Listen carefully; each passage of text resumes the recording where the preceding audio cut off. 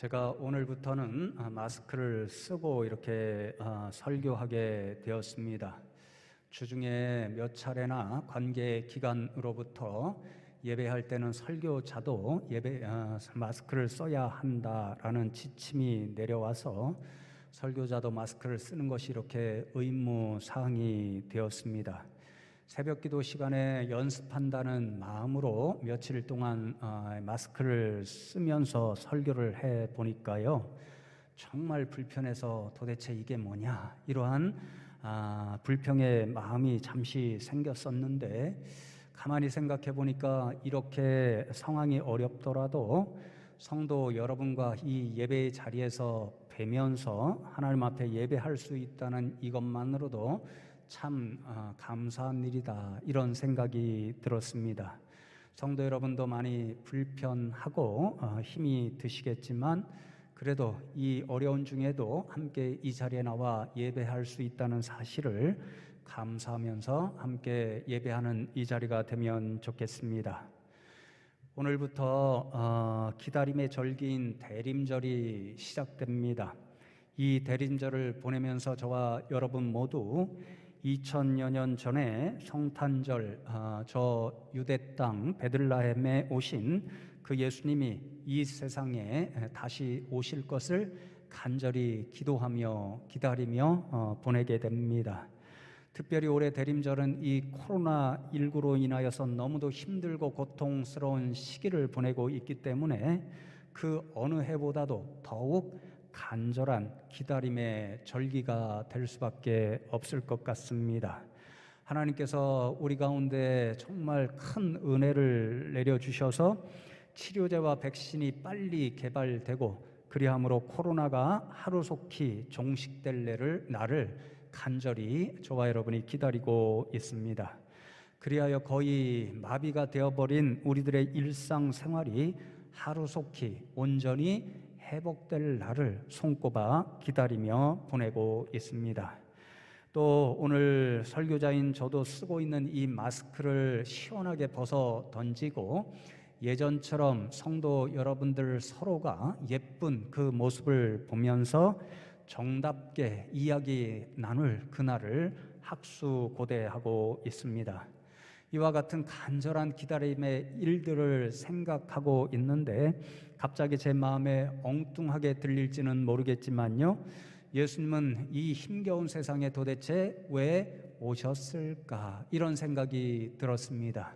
한참 동안 제 마음에 생긴 그 질문을 갖고 생각하는데, 11월 말씀의 주제가 그래서인지는 몰라도 조금 엉뚱하게 예수님은 예배의 완성자로 이 세상에 오셨지, 이런 생각을 하게 되었습니다.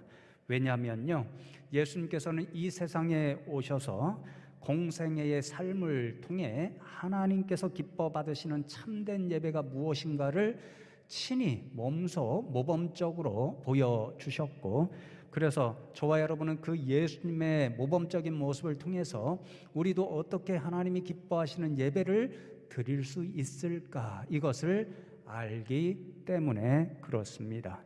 그래서 오늘 본문 말씀을 통해서 저와 여러분이 예배의 완성자로 오신 예수님께서 어떤 예배의 모범을 보여주셨는가, 그것을 함께 나누면서 저와 여러분도 예수님의 모범을 따라 하나님이 기뻐 받으시는 참된 예배를 드리는 인생들, 믿음의 사람들로 살아가자, 이런 마음을 품고 이 자리를 떠나면 좋겠습니다. 오늘 함께 읽은 마태복음 9장 13절 말씀을 보면요, 예수님께서 이 공생의 기간 동안에 하나님 앞에 하나님께서 기뻐 받으시는 예배의 그 의미, 내용을 우리들에게 두 가지 알려주고 계십니다. 첫 번째는 예배의 완성자로 세상에 오신 예수님께서는 긍휼의 예배를 하나님이 기뻐 받으신다는 것을 친히 몸소 보여주셨습니다. 오늘 9장 13절 전반절 말씀에 보면, 너희는 가서 내가 긍휼을 원하고 제사를 원하지 아니하노라 하신 뜻이 무엇인지 배우라, 그렇게 말씀하십니다. 내가 긍휼을 원하고 제사를 원하지 아니한다, 이 말씀은 예수님께서 호세아 선지자를 통하여 이스라엘 백성들에게 하나님께서 주신 그 말씀, 호세아 6장 6절의 말씀을 친히 인용하신 말씀인데요.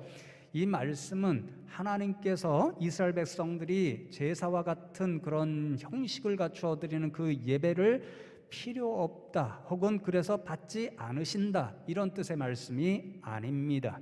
이스라엘 백성들이 드리고 있던 그 형식적인 예배가 하나님 앞에 기쁨으로 연락될 수 있는 예배가 되기 위해서는 반드시 필요한 요소가 있는데 그 요소가 빠져 있음을 책망하시는 말씀입니다. 그것은 바로 예배하는 인생들이 하나님 앞에 나와 올 때에 하나님께서 원하시는 긍휼의 삶, 사랑의 삶을 살아야 한다는 것이지요. 여러분, 호세아 시절에 이스라엘 백성들은요, 참 이상하게도 우상도 숭배하면서 하나님을 기억하여서 하나님께 이렇게 제물을 드리면서 형식적인 예배를 열심히 드렸습니다. 그런데 안타깝게도 그 예배의 자리에 나오는 그 이스라엘 백성들, 예배자들은 하나님께서 원하시는 이 긍휼의 삶을 살지 못했습니다. 그러한 예배자들의 모습을 보면서 하나님께서는 나는 긍휼을 원하고 제사를 원인하지 아니한다, 이렇게 교훈하셨습니다. 내 앞에 나와서 내게 제물을 드리며 형식적인 예배를 드리기를 원한다면 예배자인 너희들이 내가 원하는 긍휼의 삶을 살아야 한다. 그래야 이 형식적인 예배를 내가 기쁨으로 흠양한다, 이런 말씀이었습니다. 그러니 여러분, 오늘 예수님의 이 말씀은요, 저와 여러분도 이 자리에 나와 지금 하나님 앞에 예배를 드리고 있는데, 이 예배가 하나님께서 기뻐 받으시는 참 예배, 완성적인 예배가 되기 위해서는 이 예배의 자리에 예배자로 나오는 저의 여러분의 삶이 긍휼의 삶, 사랑의 삶을 드려야 한다, 그 사실을 교훈해 주시는 말씀입니다. 여러분, 오늘 본문 말씀이 9절로부터 시작이 되는데요, 이 9절 이하의 말씀으로부터 오늘 본문 말씀까지 보면 예배의 완성자로 오신 예수님께서 공생의 기간 동안에 하나님이 기뻐하시는 이 긍휼의 삶을 모범적으로 살으셔서 긍휼의 예배를 드리고 있다는 사실을 발견하게 됩니다.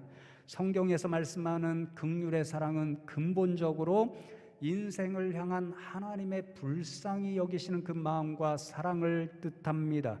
그러므로 우리가 긍휼이라는 사랑의 의미를 생각할 때는요, 그 긍휼의 사랑의 방향은 항상 불쌍하게 여김을 받을 수밖에 없는 자리에 있는 사람들, 그 사람들로 향하게 되어 있습니다. 오늘 본문 앞 12절 말씀에서 예수님께서는 그런 긍휼의 사랑을 받아야 할 사람들을 가리켜서 한마디로 병이 든 사람이다, 그렇게 말씀합니다. 이렇게 병든 사람은 육신적으로 무엇보다도 고통을 당하는 사람을 뜻하기도 하지만요, 그 이외에 많은 고통당하고 있는 사람들을 뜻하기도 합니다. 심적으로나 정신적으로 아파서 고통당하는 사람들도 뜻하고요, 가난하여서 정말 하루하루 날마다 탄식하며 살아가는 사람들을 말하기도 하고요, 사회적으로 차별받고 소외받아서 눈물 없이는 살아갈 수 없는 그런 고통 가운데 있는 사람들을 말하기도 합니다. 그러니까 예수님께서 병든 사람, 긍휼의 사랑이 필요로 하는 사람, 그런 사람은 지금 이 순간에도 아파하고 있는 사람, 지금 이 순간에도 고통당하고 있는 사람, 지금 이 순간에 한숨 쉬며 눈물 흘리고 있는 그런 사람들입니다. 그런 사람들을 사랑하는 것이 바로 긍휼의 사랑입니다. 오늘 본문 말씀에 보면요, 예수님께서는 바로 그러한 긍휼이 필요한 자리에 지금 와 계시고 있다는 것을 발견합니다. 예수님은 지금 세리였던 마태를 자신의 제자로 불러주셨고, 마태가 자신의 집으로 예수님을 초대하여서 마태의 집에 들어가서 마태와 더불어 식사의 교제를 함께 나누십니다.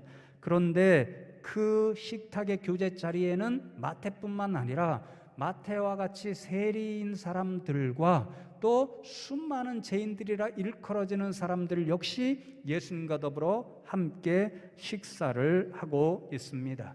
여러분, 이 장면은요, 당시 유대 사람들에게는 있을 수도 없는 너무나도 충격적인 장면이었습니다. 특히나 당시 세리와 같은 사람들은요, 유대인들에게는 민족의 배신자로 여겨졌고, 그래서 그들과는 상대도 할 수 없는 그런 인생들로 생각이 되었습니다. 예수님 당시에 유다 땅을 로마 사람들이 이렇게 정복하여 다스리고 있었잖아요. 그런데 그 당시에 로마의 이 상황이요, 경제적으로 굉장히 심각한 상황 가운데 있었다고 합니다. 그래서 로마 정부는 유대와 같은 자신들이 정복한 나라, 그런 나라의 사람들에게서 엄청난 세금을 거두어서 재정 부족을 충당했습니다. 오늘 우리나라도 이 코로나 때문에 힘겨운데 세금이 점점 많아지고 있다는 이야기를 듣고 국민들이 많이 더 힘들어하고 있잖아요. 그런데 로마가 유대와 같은 이런 식민지 나라들로부터 거두어간 세금의 종류와 양이요, 오늘날보다도 훨씬 더 많았습니다. 오늘날 말하는 재산세, 소득세, 토지세 이런 것도 다 있었는데요, 거기에다가 곡식 생산량의 10분의 1, 그리고 과일, 이런 포도, 이런 게 굉장히 필수적인 과일이었는데 생산량의 5분의 1을 무력으로 강제로 빼앗아 가듯이 세금으로 징수했습니다. 그런데 로마 사람들이 이런 세금을 징수하는 일을 동족의 사람들에게 맡겼던 거지요. 그러니 유대인들에게는요, 같은 유대인으로서 로마인들에게 충성하는 이 세리를 민족의 반역자로 여겼고 로마의 앞잡이로 생각했고, 그래서 벌레처럼 생각했습니다. 말씀을 준비하면서 어떤 학자의 글을 보니까요, 유대인들에게 세리들은 매춘부와 이방인, 노상, 강도, 살인자 등과 동일한 수준으로 여겨졌고 파문당한 사람으로 여겼다, 이렇게 기록이 되어 있었습니다. 여러분, 당시 유대인들에게는요, 파문당한다는 것이 가장 고통스러운 일이었습니다. 유대교, 그러니까 더 이상 하나님의 선택받은 백성 중에 속하지 못한다, 이런 취급을 받는 일이었기 때문에 그렇습니다. 그래서 세리와 같은 사람들은 당시에 종교적으로 하나님을 함께 예배하는 회당에 출입하는 일이 금지되었습니다. 도덕적으로는 성경에 보면 어떤 사람들이 범죄한 사실을 확증하기 위해서는 두세 사람의 증인을 불러서 듣고 확증하라고 말씀했잖아요. 도덕적으로 세리와 같은 사람들은 불결하게 여겨져서 그런 증인의 역할을 감당할 수 없는 저급한 사람으로 취급받았습니다. 사회적으로는 이런 세리들과 함께 사업을 하거나 상업적으로 거래하는 일이 금지되었을 뿐만 아니라 오늘 예수님께서 행하시고 있는 함께 식사를 하는 일은 결단코 생각할 수가 없는 일이었습니다. 그러니 오늘 예수님과 함께 있는 이 세리 마태도 그렇고 수많은 세리와 죄인들도 그렇고 당시에는요, 사람 취급을 받지 못하는, 그래서 모든 사람들로부터 사회로부터 소외받고 고통받으며 하루하루를 탄식하며 보낼 수밖에 없는 인생들이었습니다. 예수님께서 이런 세리들과 죄인들과 식사를 하고 있는 모습을 보면서 바리새인들이 어떻게 저 양반은 저런 세리들과 죄인들과 식사할 수 있단 말인가, 이렇게 비난하는 것은 당연한 당시의 풍속이었습니다. 그런데 놀랍게도 예수님은 오히려 이런 바리새인들을 향하여서 너희는 가서 내가 긍휼을 원하고 제사를 원하지 아니하노라 하신 뜻이 무엇인지를 배우라, 그렇게 권면합니다. 하나님의 진짜 뜻은, 하나님께서 받으시기를 원하시는 참된 예배는 지금 바리새인들 너희들처럼 어떤 사람은 죄인이고 그래서 하나님과 결코 가까이 할 수 없고 우리도 가까이 할 수 없어, 이렇게 손가락질하고 비난한 것이 아니라 고통받고 있는 그 사람들과 함께 가서 아파하고 그 사람들을 향한 긍휼의 사랑을 베풀어 줄 때 하나님은 그 사람을 참된 예배자로 여긴다는 이 사실을 분명히 기억하라는 교훈의 말씀이었습니다. 사랑하는 성도 여러분, 그렇습니다. 이것이 진짜 우리를 향한 하나님의 마음입니다. 하나님께서는요, 오늘 이 자리에서 저희가 드리는 이 예배가 하나님 앞에 기쁨으로 연락되는 참 예배가 되기를 원하십니다.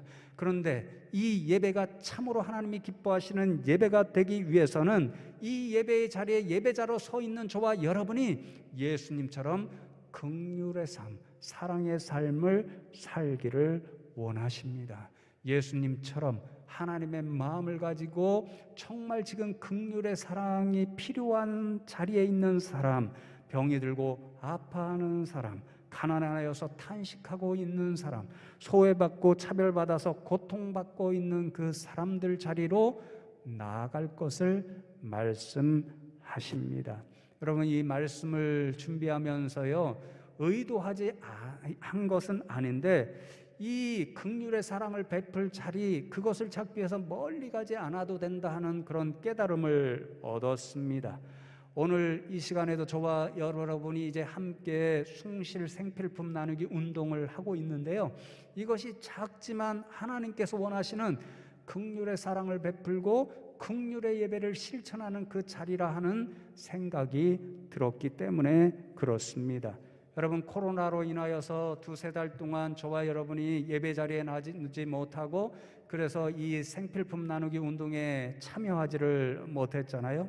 그래서 제가 이제 교회 허락을 득하고 김남년 목사님과 함께 대형마트에 가서 생필품을 사다가 은평 푸드마켓에 두어 차례 직접 배달을 해보았습니다.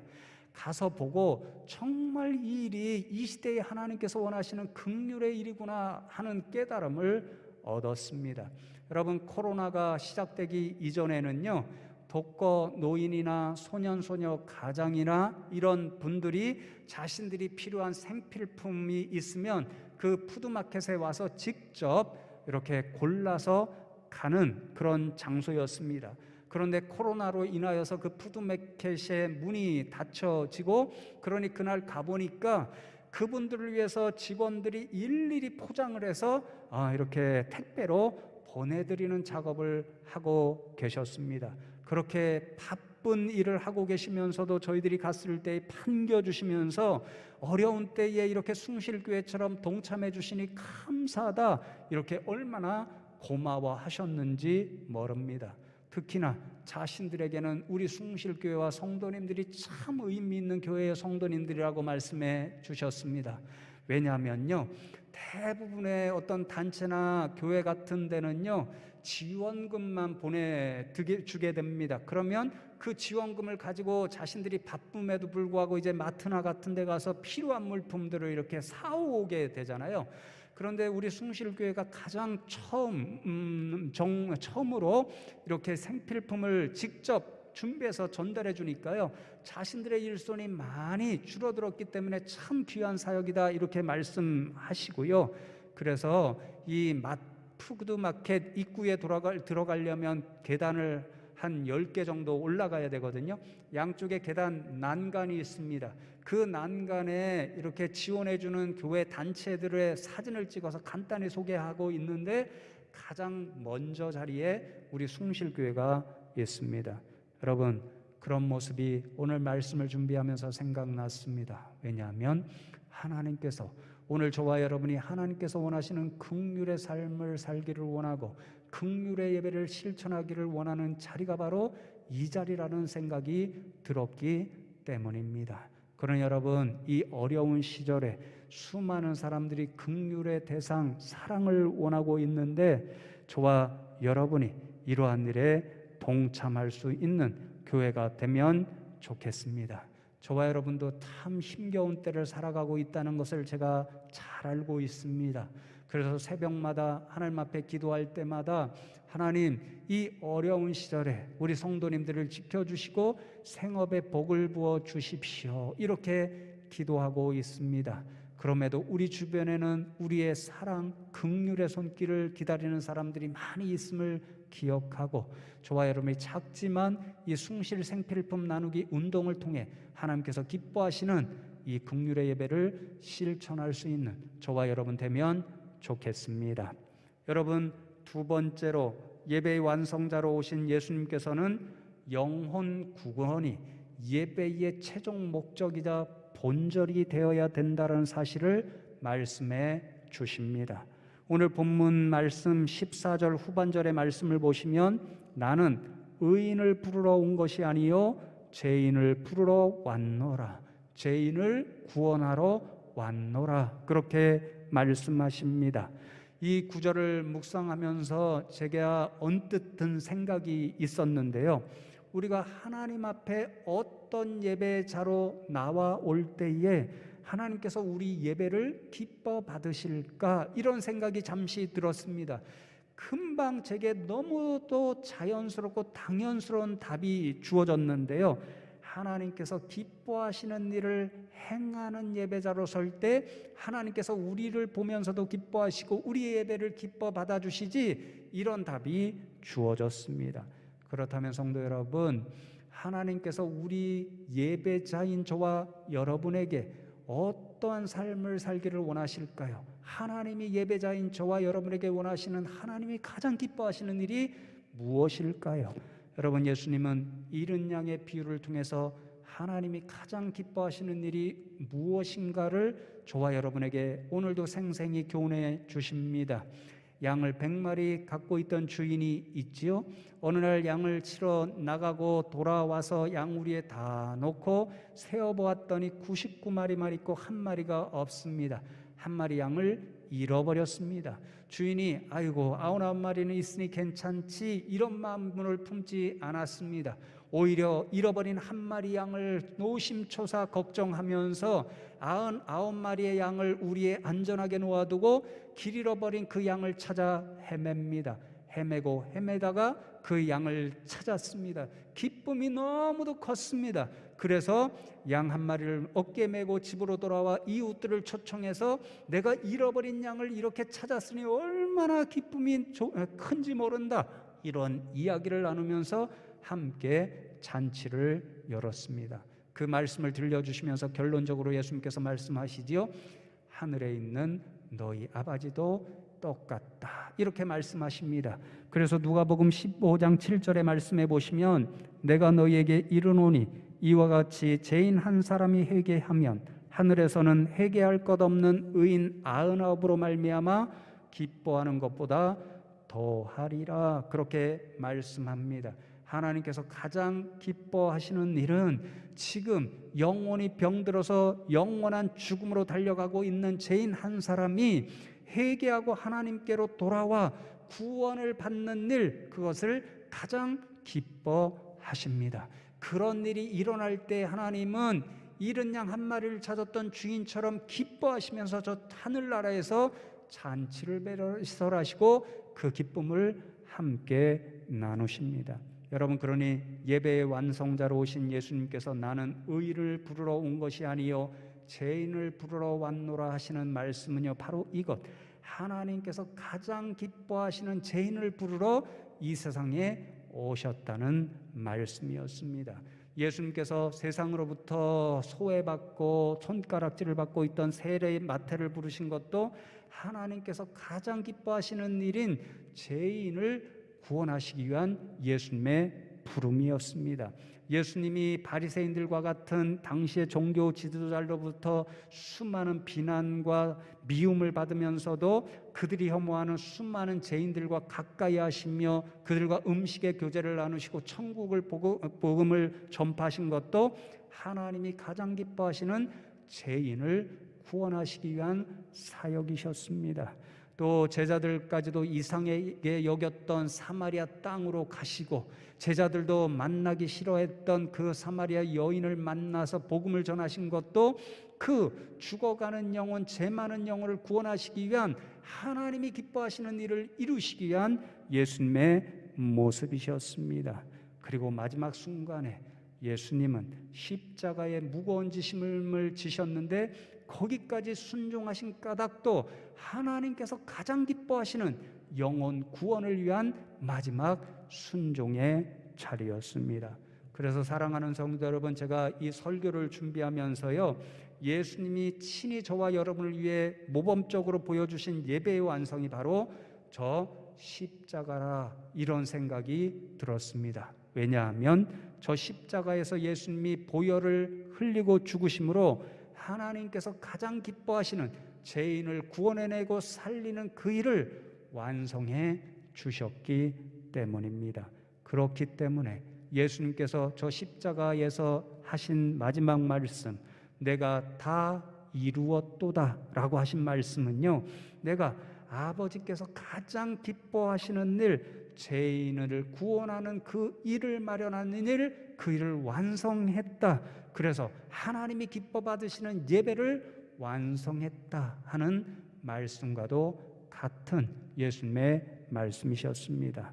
사랑하는 성도 여러분, 저 십자가에 달리신 예수님이 그렇게 우리에게 예배의 완성이 무엇인가를 보여주셨습니다. 예배의 완성은 하나님께서 가장 기뻐하시는 일을 행하는 것, 지금 이 순간에도 천국 잔치를 배설하고 기뻐하실 만한 죄인을 구원해내고 살리는 일에 있습니다.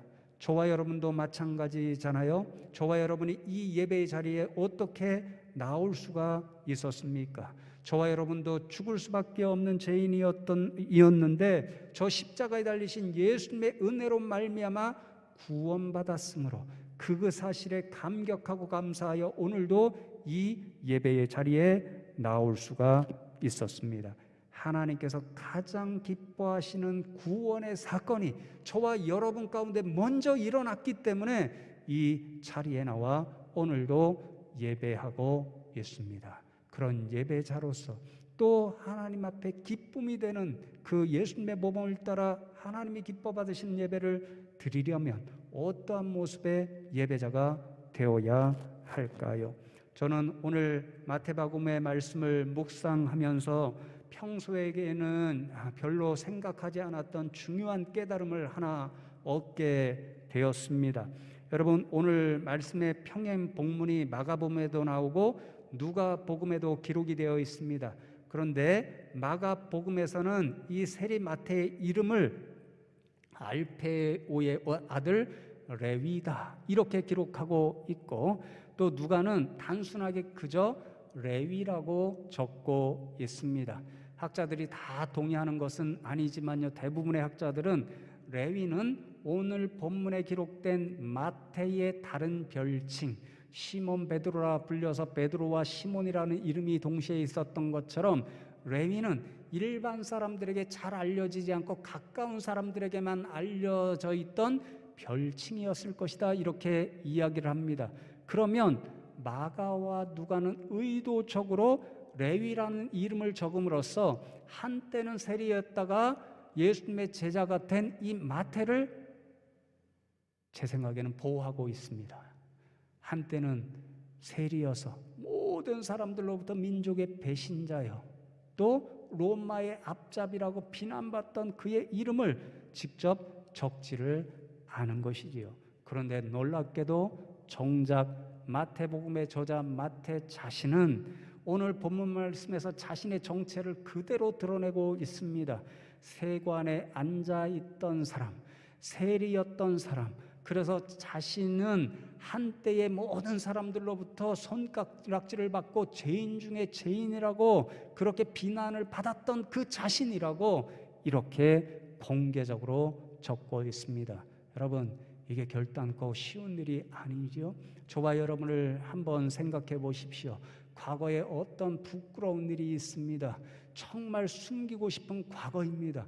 그런데 이 자리에 있는 성도 여러분들 서로에게 그 부끄러움과 그 숨기고 싶은 일을 쉽게 공개적으로 이야기할 수가 없습니다. 그렇게 하려면 엄청난 용기가 필요합니다. 여러분, 마태는 그렇게 엄청난 용기를 내어서 자신이 한때는 세리였고 그래서 모든 사람들로부터 손가락질을 받았던 그런 인생이었다는 것을 그대로 드러내고 있습니다. 왜 그랬을까요? 예수님께서 세상에 오신 목적, 죄인을 구원하심으로 하나님께서 가장 기뻐하시는 그 일, 그래서 하나님께서 기뻐하시는 예배를 완성하는 그 일이 한때 가장 흉악한 죄인이었던 자신, 세리 마태에게도 일어났음을 용감하게 증언하면서 자신과 같은 흉악한 죄인일지라도 하나님께서 가장 기뻐하시는 구원의 사건이 임하였을진데 내 증언을 듣는 여러분 모두도 이렇게 놀라운 하나님의 기뻐하시는 일이 그 가운데, 여러분 가운데 일어날 수 있다는 것을 증언하는 증인의 사명을 감당하기 위함이었습니다. 그러니 성도 여러분, 우리가 예수님의 모범을 따라서 하나님께서 원하시는 참된 예배자로 살아가는 것은 마태와 같이 증인의 사명을 감당하는 데 있습니다. 저와 여러분이 다 마태와 같은 사람이었는데 마태처럼 우리 안에 이미 하나님이 가장 기뻐하시는 죄를 고백하고 회개하고 용서받는 그 구원의 사건이 일어났잖아요. 그 구원의 사건을 감격으로 경험했기 때문에 이 자리에 예배자로 나와 있잖아요. 그러나 하나님께서는요, 저와 여러분만 그런 구원의 감격을 누리고 예배자로 하나님 앞에 서기를 원하시지 않습니다. 저와 여러분 안에 이미 일어났던 그 놀라운 하나님의 기뻐하시는 그 일이 세상에서 지금 하나님을 모르고 예수 그리스도를 모르고 죽어가는 그 영혼들에게도 오늘 이 시간 일어나기를 하나님은 원하십니다. 여러분, 누가 그 사명을 감당해야 하겠습니까? 먼저 하나님의 그 놀라운 은혜를 경험한 저와 여러분이 감당해야 합니다. 그런 사명을 감당하며 예배자로 나와설 때 하나님께서 우리의 예배를 기쁨으로 흠양하여 주십니다. 이 코로나 시대에 어떤 사람을 직접 대면해서 그 증인의 사명을 감당하기가 참으로 어렵습니다. 그래서 여러분, 저번에 제가 말씀드렸듯이요, 이 코로나 시대에 저와 여러분이 소극적이지만 정말 증인의 사명을 감당할 수 있는 하나의 길이요, 다른 사람의 생명의 안전을 위해서 이 방역하고 안전수칙을 지키는 일에 가장 적극적으로 동참하는 일입니다. 그렇지 않고 불미스러운 일이 혹시라도 우리 가운데 일어나게 되면 하나님의 영광을 가리게 되고 세상 사람을 구원하고 전도하는 그 문을 닫아버리기 때문에 그렇습니다. 그래서 여러분, 저와 여러분이 지금까지도 이렇게 마스크를 열심히 쓰고, 저도 답답하고 힘들고 여러분들이 보기에도 좋지 않지만 이렇게 마스크를 쓰고 설교하는 이유가 바로 거기에 있습니다. 또 오늘 우리 찬양단 이렇게 규모를 완전히 축소해서 하나님 앞에 경배와 찬양 예배를 드리는 까닭도 바로 거기에 있습니다. 그러니 저와 여러분이 이 코로나 시대에 정말 다른 사람의 생명을 지키는 이 일에 앞장서서 주님의 영광을 가리는 그 일이 우리 가운데 나타나지 않고, 이 교회가 성도님들이 이러한 사람의 생명을 지키는 일에 가장 앞장선다는 이러한 일을 세상에 드러내며 살아가는 저와 여러분 되면 좋겠습니다. 그리하여 이 대림절의 기간에 더욱더 저와 여러분이 하나님 앞에 하나님이 기뻐하시는 예배자로 서서 살아가는 저와 여러분 다 되시기를 주님의 이름으로 축복합니다.